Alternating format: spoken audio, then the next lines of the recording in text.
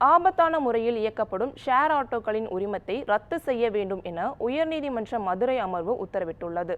ராமநாதபுரத்தை சேர்ந்த செல்லப்பாண்டியன் என்பவர் பசும்பொன் கிராமத்தில் ஷேர் ஆட்டோ ஓட்டி சென்றபோது எதிரே வந்த காவல்துறை வேன் மீது மோதியதில் 3 பேர் உயிரிழந்தனர்.